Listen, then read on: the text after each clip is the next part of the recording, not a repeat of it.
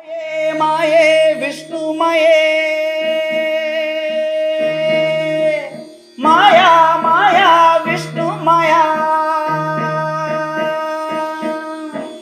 மாயன்மயம் நேயர்கள் அனைவருக்கும் வணக்கம். நான் உங்கள் அபிநயா. துலாம் ராசிக்கு 2026க்கான குரு பயிற்சி எப்படி இருக்கு அப்படின்றத சோழி பிரசன்னம் மூலமா பார்க்க போறோம். ஐயா வணக்கம்.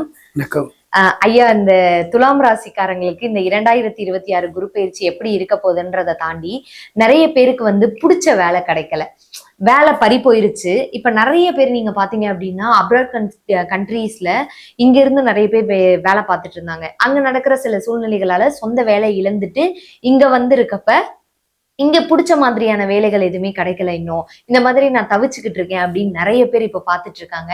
அவங்க எல்லாருக்கும் இந்த குரு பயிற்சி எப்படி ஐயா இருக்கு? மாயன் மயம் ஆன்மீக அன்பர்களுக்கெல்லாம் என்னுடைய அன்பான ஆசீர்வாதத்தை தெரிவித்துக் கொள்கிறேன்.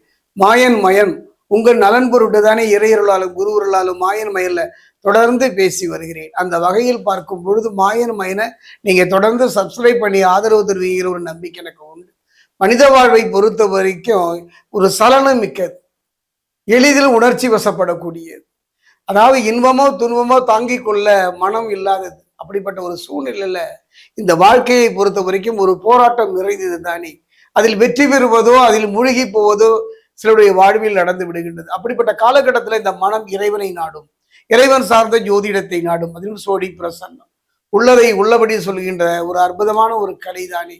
அந்த வகையில நவகிரகங்கள் அத்தனையுமே பலம் வாய்ந்தவைதான், எதுவும் எதற்கும் பஞ்சம் இல்லை. அந்த வகையில 3 கிரகங்களுடைய பயிற்சி 2026 சந்தித்தோம். முதல் பயிற்சி பாத்தீங்கன்னா சனி பயிற்சி நம்ம கடந்து கொண்டிருக்கின்றது. அடுத்ததா பாத்தீங்கன்னா வாக்கிய பிரகாரம் பாத்தீங்கன்னா மே மாசம் 26ஆம் தேதி. அடுத்தது திருக்கணித பிரகாரம் பாத்தீங்கன்னா ஜூன் மாதம் 2ஆம் தேதி. இந்த வருடத்தினுடைய இறுதியில ராகு கேதுவை சந்திக்க போகின்றோம்.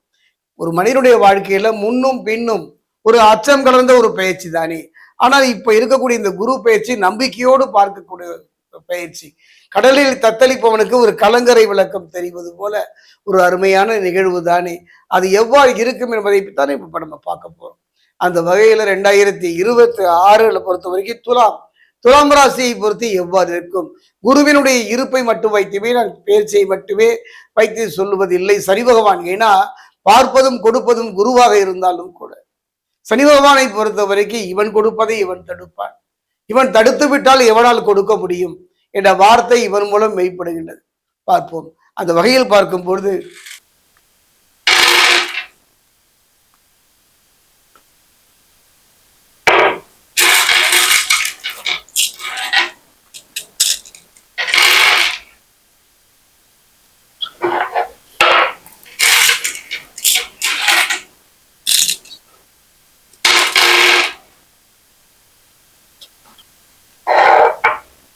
துலாமராசி அன்பர்களே, ஒரு அருமையான சந்தர்ப்பங்க. குரு பகவானை பொறுத்த வரைக்கும் மிதுனத்திலிருந்து கடகம் வந்தாலும் கூட கடகத்தினுடைய நட்பு கிரகம் என்று பார்த்தோமானால் பிதுர்காரகன் என்று சொல்லக்கூடிய சூரியனாகட்டும், புரிந்து கொள்கின்ற பூமிகாரகன் என்று சொல்லக்கூடிய செவ்வாயாகட்டும், மனோகாரகன் என்று சொல்லக்கூடிய சந்திரனாகட்டும், இந்த மூவருமே நட்பு தான். ஆனாலும் கூட மிதுனத்தில் இருந்து அவர் கடகம் நோக்கி அவர் பயிற்சி ஆகிவிட்டார் என்றே வைத்துக் கொள்ளுங்களேன். அப்படி அவர் பயிற்சி ஆகும்போது கடகம் பொறுத்த வரைக்கும் சந்திரனுடைய இடம். சந்திரன் நட்பாக இருந்தாலும் கூட என்னுடைய மனதுல சோழி பிரசனத்துல அவர் ஒரு சங்கடமான சூழ்நிலை தான். ஒரு குருவும் சந்திரனும் சந்தித்துக் கொள்வதும் ஒரு இடத்தில் அமர்ந்து இருப்பதுமே ஒரு காலகட்டத்தில் அவள் ஒரு நெருடலை தரக்கூடியதுதான். அங்கு அவர் உச்சம் பெற்றால் என்ன, மிச்சம் பெற்றால் என்ன, பலம் பெற்றால் என்ன, பலகீனமானால் இருந்த அப்படிப்பட்ட அந்த குரு அங்கே இருந்து பார்க்கின்ற பார்வை என்று பார்த்தோம்னா 5, 7, 9 தானே. எவ்வாறு இருக்கும் என்பதை பார்க்க போகின்றோம். இவர் பார்வை மட்டும் பலன் தரப்போவதில்லை, மற்ற சூழ்நிலையுமே குரு நமக்கு உதவி செய்வார். அப்படி பார்க்கும்போது துலாமை பொறுத்த வரைக்கும் கடத்திர ஸ்தானம்னு சொல்லுவாங்க. அதே நேரத்துல சனி பகவானை பொறுத்த வரைக்கும் ரோக சனியாக இருக்கின்றார். இது எவ்வாறு இருக்கும் என்பதை நாம் இப்ப பார்க்க போறோம். காரணம் என்னன்னா, இந்த கலத்திரஸ்தானம் ஒரு மனிதனுடைய வாழ்க்கையில இந்த கலத்திரஸ்தானத்துக்கு அவ்வளவு சிறப்பு. இந்த கலத்திரத்தினுடைய அதிபதி யாருன்னு பார்த்தீங்கன்னா அசுர கிரகமாகின சுக்கிரன் தானே. அதே வகையில பார்க்கும் பொழுது இங்க சனி பகவான் ரோக சனியாக இருந்து எவ்வளவுதான் சம்பாதிச்சாலும் எவ்வளவுதான் போராடினாலும் உடல் ரீதியா மன ரீதியான நிம்மதி இழப்பைத்தான் தந்து கொண்டிருந்தார். சரி, இந்த குரு பயிற்சியாவது எவ்வாறு இருக்கும்? ஏதாவது நன்மை நடந்து விடாதா? நம் வாழ்வில் முன்னேற்றத்தை நோக்கி நகர்ந்து விட மாட்டோமா? என்னெல்லாம் கலங்கித்தானே போகின்றோம். கவலையே பட வேண்டாம். இந்த இந்த காலகட்ட துலாமை பொறுத்தவரைக்கும் தொழில் குருவாக அமைகின்றார். இன்னும் சொல்ல போனோம்னா இந்த 10ல குரு என்பதை நான் சொல்வதற்கு மற்றவர்கள்லாம் கொஞ்சம் யோசிப்பார்கள், அச்சப்படுவார்கள். ஆனா என்னுடைய அனுபவத்துல 10ல குரு படாத பாடுபடுத்திவிடும், பதவி பறி போகின்ற ஒரு சூழ்நிலையை தந்துவிடும் என்றெல்லாம் சொன்னாலும் எல்லோருக்குமே பதவி பறி போய்விடாது. சிலருக்கு பதவி வருகின்ற ஒரு சூழ்நிலையும் உண்டு. 10ல் குரு என்பதை பரிதவிக்க விட்டுவிடும் என்று சொல்வார்கள். ஏற்கனவே பாத்தீங்கன்னா நம்ம ரோகசனியினால கடுமையான வருவாய் இழப்பை சந்தித்து வந்துள்ளோம். யாரை நம்புவது, யாரை நம்பாமல் போவது ஒரு காலகட்டம் தானே.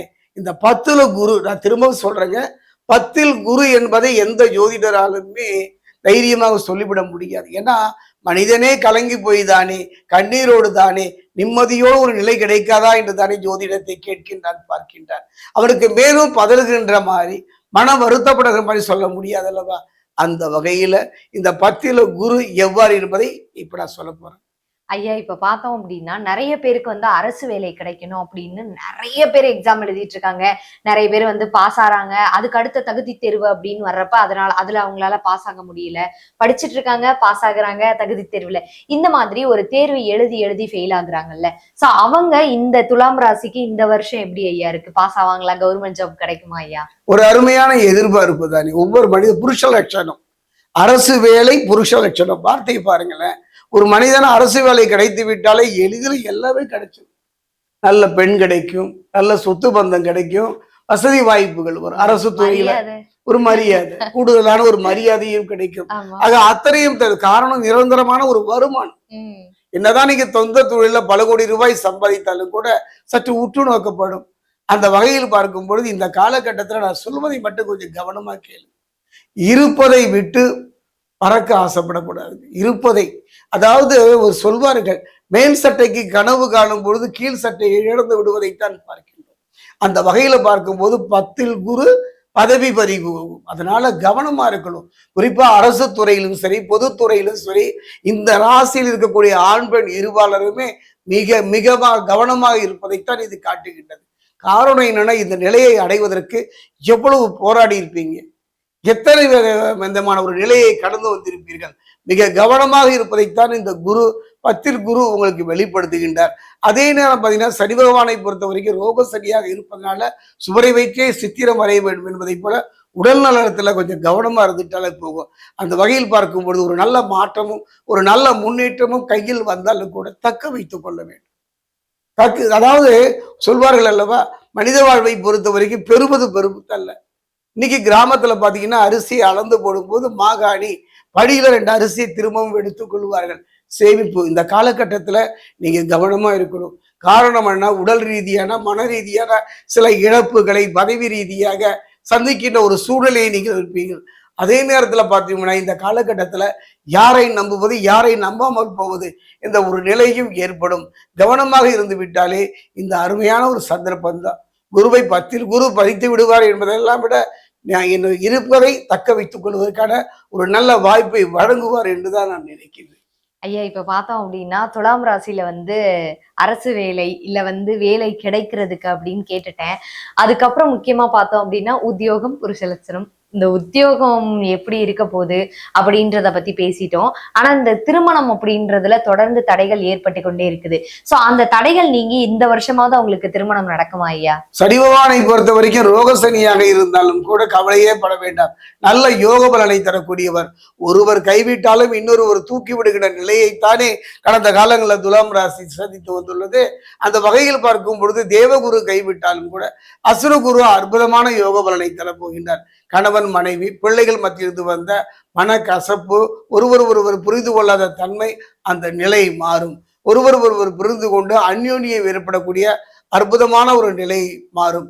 அதே நேரத்தில் குடும்பத்துல ஒரு கெட்டி மேளம், ஒரு சுப நிகழ்வே நடக்கவில்லை என்று கலங்கியவருக்கெல்லாம் ஒரு சுப நிகழ்வு நடக்கும்.